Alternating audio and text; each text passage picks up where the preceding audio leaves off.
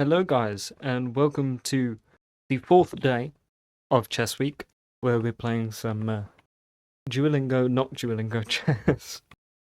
Um, I think I might just, admit that maybe the series just isn't Duolingo chess anymore. It's just sort of my journey through chess. And maybe the experiment is not so much how far can Duolingo chess get me, but how far can I get playing chess just over the course of a year. But yeah, today we're playing 1000 Elo bot, which is quite scary, I'd say. So yeah, let's get straight into it.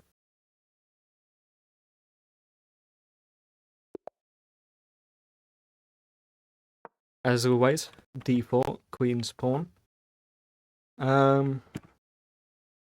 Let's go for a queen's gambit.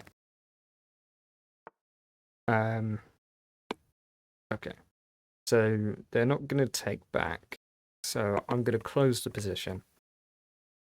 Then I'm going to start looking into fianchetto. This isn't a threat because I can take back with the queen. That's not a threat. So not a threat. Lovely.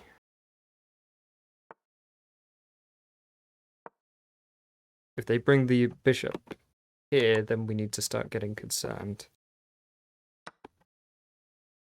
Still don't believe that was any kind of threat, though. I think that was just a blunder, truthfully. So we'll push this pawn up and look to close the position a bit more with this pawn chain kind of in the center. Now we castle. I mean, unfortunately, they've lined up their pawns in front of our bishop, so this bishop has become a little bit useless, but we'll see if we can do anything to fix that. I'm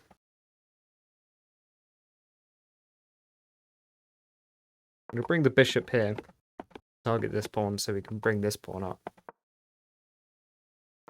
And let's see what happens there. I'll just trade off the pawn.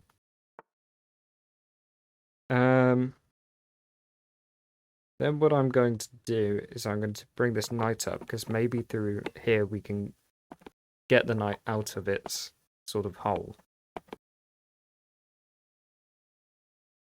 Let's do this. Offer the pawn trade and then undouble our pawns. I have kind of been ignoring this attack, but it might be a good time to start paying attention to it, because if they do this, the knight's kind of brought there. So I think we'll put the knight there with some powerful control over some important squares. That's just a blunder, because they've now lost that exchange. And they give us the opportunity to save our knight. So I might as well do that. Gonna push to promote this pawn, maybe. I'll take that trade. And that's completely one trade, because once they take back, I can take with maybe the queen. Then I'm, controlling a lot of the center. I'll do that. If they take, then take back. I've just won that trade, which is good. We can go for this promotion. I don't think they can stop this promotion. Do I care about that? No, because I can take with check. And then what should I do? I'll do that. Take this pawn another way. What should we do from here? Offer a trade. I don't know if any real player would take that trade, because it's very bad to trade when you're down material, but who knows.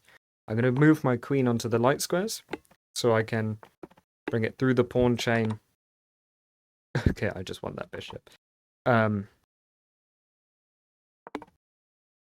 get around the pawn chain and start a bit more of an attack. Let's look at taking this pawn. This rook can't really do anything. I just take back. So we won't really worry about that threat. You can take here with check. I hate it when the tables get turned and I am getting attacked. Well, maybe you should play some stronger chess then. 1000 elo bot. That was completely a fork and I didn't notice, to be honest. But I'll take the win anyway. Target this pawn. Okay.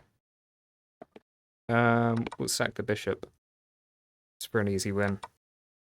Then let's just check. If we take this, we'll be controlling these squares, and the rook's covering these squares, so we can't take that, because that would be a stalemate. But we can do that. And we can do that. Bring the king down there. Another check. Let's just checkmate. Lovely. Another decent game. Probably better than the last ones. Like, less blunders. But it's still not the best chess I've ever seen. So hopefully next game we'll get a bit more of an even matchup. But I hope you enjoyed that video. And I will see you tomorrow.